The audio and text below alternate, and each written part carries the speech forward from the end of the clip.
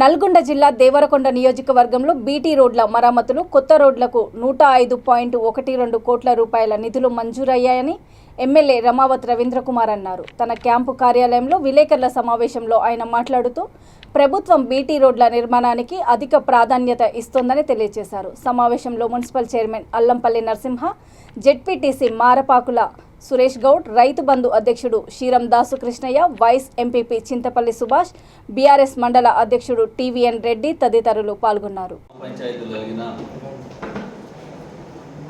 7 మండలాలు, ఒక మున్సిపాలిటీతో పాటు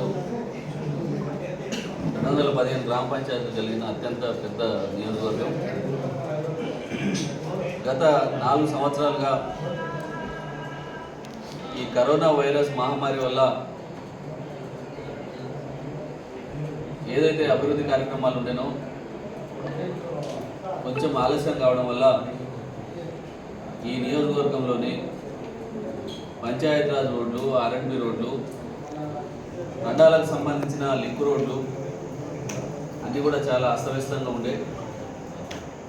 గౌరవ ముఖ్యమంత్రి కేసీఆర్ గారి దృష్టికి తీసుకుపోయిన పిదప నల్గొండ జిల్లాలోనే కాదు రాష్ట్రంలో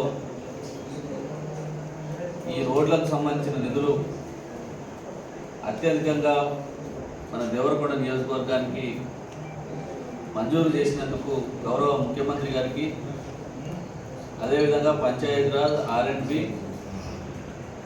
ట్రైబల్ వెల్ఫేర్ డిపార్ట్మెంట్లకు సంబంధించిన మంత్రులకు ఈ నియోజకవర్గ ప్రజల తరఫున నేను కృతజ్ఞతలు తెలియజేస్తా ఉన్నా. ఎందుకంటే ఈ నియోజకవర్గం చాలా మారుమూల ప్రాంతాలతో కూడుకున్న నియోజకవర్గం. అందులో ప్రధానంగా నాగార్జున సాగర్ ప్రాజెక్టు నిర్మాణం చేసినప్పుడు ముంపునకు గురై చెట్టుకొగరు, పుట్టకొగరు తండాలు, గ్రామాలు వెలిసి ఏదైతే అభివృద్ధికి ఆమడ దూరంలో ఉండేనో అలాంటి నియోజకవర్గంలో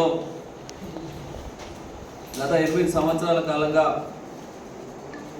అనేక అభివృద్ధి కార్యక్రమాలు, అనేక సంక్షేమ కార్యక్రమాలు అత్యధికంగా తెలంగాణ రాష్ట్రంలో లబ్ధి పొందిన నియోజకవర్గం ఈరోజు దేవరకొండ నియోజకవర్గం.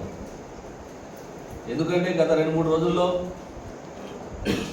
పంచాయతీరాజ్ రోడ్లు, ఆర్ఎండ్బి రోడ్లు, ట్రైబల్ వెల్ఫేర్ రోడ్లు మొత్తం కలిపితే దాదాపుగా 106 కోట్లకు పైగా నిధుల్ని మన నియోజకవర్గానికి మంజూరు చేయడం అనేది జరిగింది. ఇంకా కొన్ని తండాలకు సంబంధించిన రోడ్లు,